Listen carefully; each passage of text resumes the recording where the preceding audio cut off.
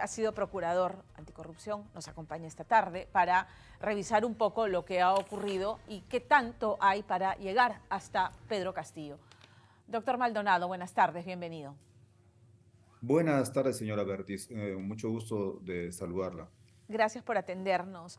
De lo que hemos visto, del desarrollo de las audiencias que terminaron con la prisión preventiva de Sada Goday y Mauricio Fernandini, están ambos muy complicados y por delitos muy graves. De otro modo, no entenderíamos la imposición de la medida más gravosa y por el tiempo más extenso, ¿no? O sea, pudieron ser 36, 30 meses, o sea, es casi la totalidad de la medida. Es correcta su valoración, señora Bertis. Hay sospechas graves de la vinculación de estas personas y otras, como sabemos, con la Comisión de Graves Delitos que está investigando la Fiscalía. Todos sabemos que la prisión preventiva es una medida excepcionalísima, pero para imponerla, el Poder Judicial requiere valorar una serie de aspectos objetivos y muy puntuales y rigurosos que debe haber aportado el Ministerio Público. Y si el Poder Judicial ha aprobado esta medida es que el Ministerio Público cumplió cabalmente con todo lo que se requiere materialmente para la solicitud y la imposición de una medida de esta naturaleza. Goday y Fernandini, ambos han perdido la posibilidad de acogerse a esta figura de colaboración eficaz o la figura que pidió Mauricio Fernandini fue también no colaborador eficaz, sino confesión sincera, ¿no? Ya a estas alturas han perdido la posibilidad de recibir los beneficios de estas figuras o de acogerse a ellos. A estas alturas han perdido esa posibilidad, pero más adelante no significa que esta posibilidad no esté considerada o no sea posible de considerar por el Ministerio Público. Ya. Lo que ocurre es que la colaboración eficaz y por supuesto también la confesión sincera es un instrumento de dos vías. O sea, se requiere tanto la voluntad de quienes quieren colaborar y se requiere también la decisión del Ministerio Público.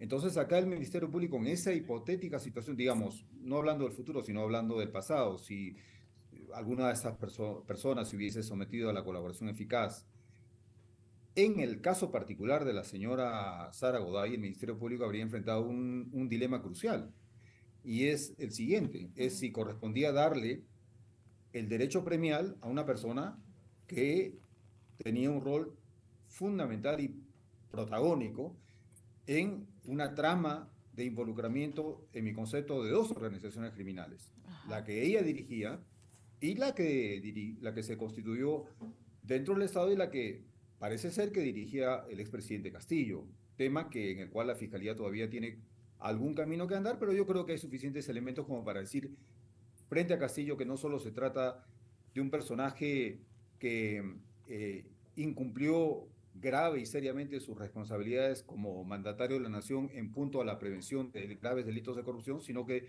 estuvo, en mi concepto, directamente involucrado en ellas.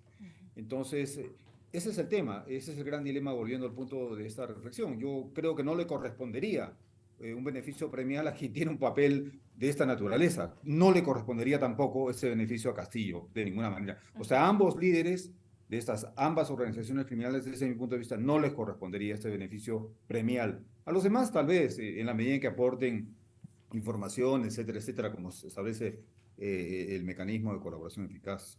Ahora, entiendo que en alguna de las audiencias el fiscal señaló que Mauricio ya no pudiera, no debiera y no se le debería dar este beneficio porque en su momento, cuando dijo me acojo a la confesión sincera, no dijo todo lo que sabía, reservó información o fue selectivo. Y en función de eso, está recibiendo esta medida de prisión preventiva. Pero usted me dice que más adelante pudiera aún así acogerse a esta posibilidad o ya no. Hablaba yo de la colaboración eficaz que está abierta hasta el final del proceso para ciertas personas, pero para la confesión sincera me parece que ya no correspondería. Estoy de acuerdo con la valoración del Ministerio Público. El Ministerio Público y este equipo en particular está actuando de manera muy pulcra, objetiva, trabaja de forma discreta y produce resultados. Y yo creo que eso es lo interesante, ¿no? Ujú. Ahora, como le digo, yo soy observador externo, Claro. tengo alguna experiencia para decir alguna cosa, pero son los sujetos procesales los que tienen la información privilegiada.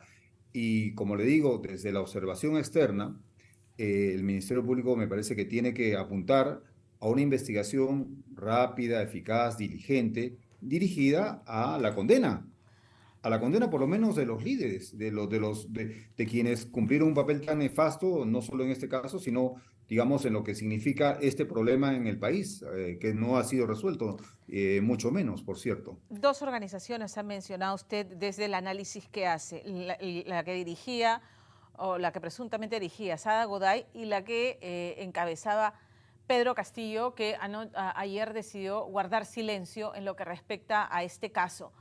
¿Qué elementos Sí. considera usted que hay de lo que se conoce públicamente que pudieran vincular y probar que Pedro Castillo, que todo esto ocurrió con la anuencia del expresidente y que incluso llegó a Sí. beneficiarse si la corrupción no se bancariza, no pasa factura, no pasa recibo, claramente? Sí, bueno, el contexto es un contexto en el cual vemos el encuentro de dos organizaciones Ujú. criminales, o sea, ni siquiera banda, ni siquiera una asociación ilícita, sino dos organizaciones criminales, en la definición de la legislación peruana acorde con la legislación internacional, donde conjugan intereses mutuos, es decir, se pone a la venta, se pone en transacción la venta de las funciones del Estado. Eso lo hace la gente que está dentro del Estado, empezando claramente con el ministro en cuestión y los funcionarios debajo de este, y de otro lado intereses privados.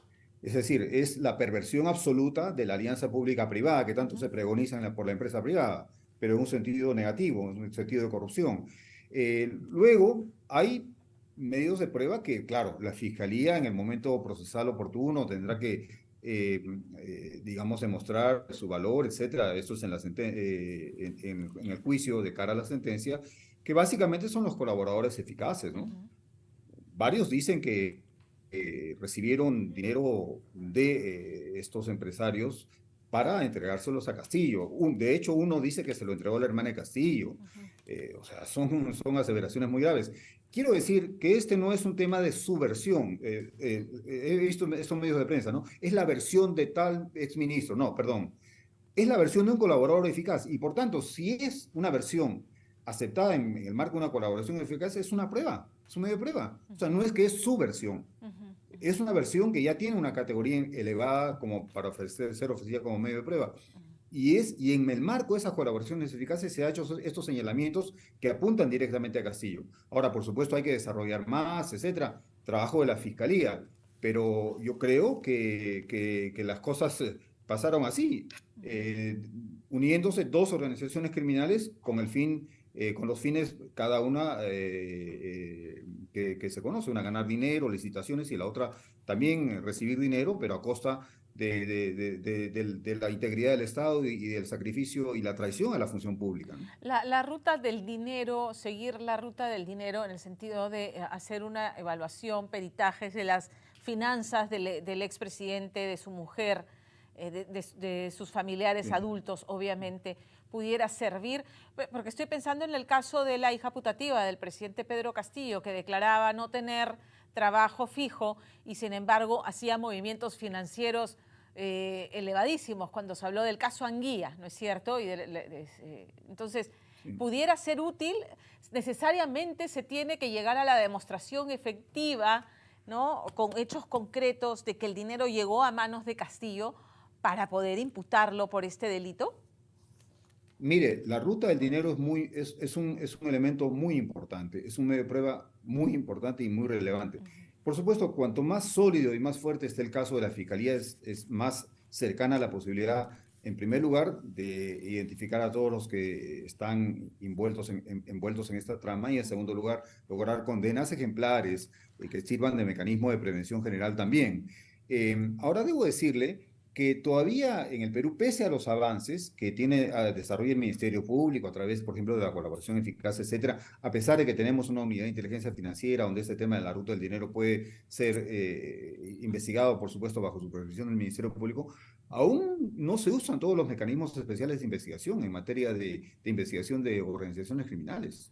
No se usan agentes encubiertos, no hay mecanismos de seguimiento, hay una lista de instrumentos que el Ministerio Público puede utilizar. Todavía en el Perú, el origen de esta noticia criminal no es en la sede del Ministerio Público, se da en la sede de los medios de prensa, de las unidades de investigación.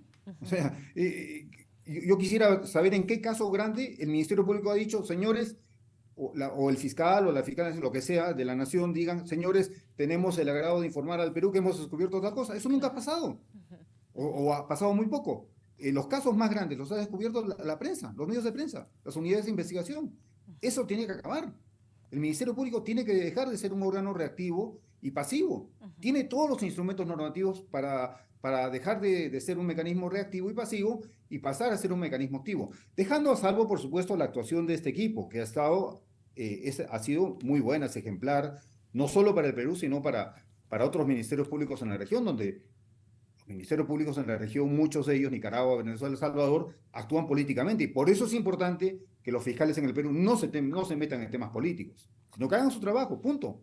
Eso es todo lo que se les pide. Finalmente, el silencio que hoy guarda el expresidente en el caso, por ejemplo, de Sada Goday y el Fondo Mi Vivienda, ¿lo beneficia esta estrategia? Porque claramente es una estrategia de defensa. ¿Puede mantener este silencio a lo largo del proceso o en algún momento va a tener que pronunciarse, me imagino? ¿Lo beneficia? Mire, afortunadamente los modelos procesales penales ya superaron la etapa inquisitorial. Ya superamos la etapa en la que había que torturar al investigado para sacarle una confesión. Ya los procesos no dependen de las confesiones. Es más, puede quedarse callado todo el tiempo que quiera o puede declararse inocente. Eso es irrelevante de cara a los otros medios de prueba. Correcto. Que el Ministerio Público, debe aportar. Los que usted ha mencionado, la ruta del dinero, los que yo he referido. En fin, un proceso penal no se construye únicamente en base a la versión de los imputados. Reitero, el señor Castillo puede, si su defensa se lo aconseja, mantenerse encallado todo el resto de la investigación e incluso salir a declararse víctima e inocencia y proclamar su inocencia. Eso es irrelevante de cara al conjunto del proceso, al conjunto de los medios de prueba, que un Ministerio Público moderno, con los instrumentos de cooperación, asistencia internacional, búsqueda del dinero en otros países, agentes encubiertos, colaboradores eficaces, seguimiento, etcétera, etcétera, todo lo que está mencionado en la ley sobre crimen organizado, que está vinculada a un instrumento internacional de la ONU de similar naturaleza, le ofrece al Ministerio Público peruano.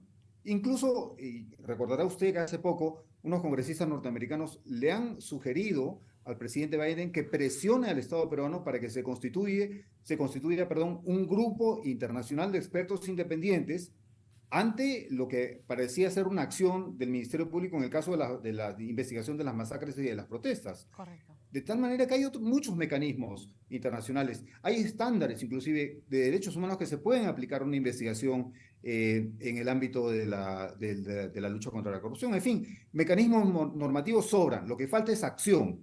Eso es lo que falta. Hay una importante acción de parte de este equipo del Ministerio Público, como hay lo mismo o un grado diferente, etcétera. En el equipo de Lavallato sí, pero eso no es suficiente. El Ministerio Público es mucho más grande. No queremos fiscales sentados en su escritorio, leyendo el código, no. O sea, la información no puede empezar con una investigación periodística, como lamentablemente, digamos, afortunadamente para el país, pero lamentablemente para el Ministerio Público ocurre, ¿no? Le agradezco mucho, doctor.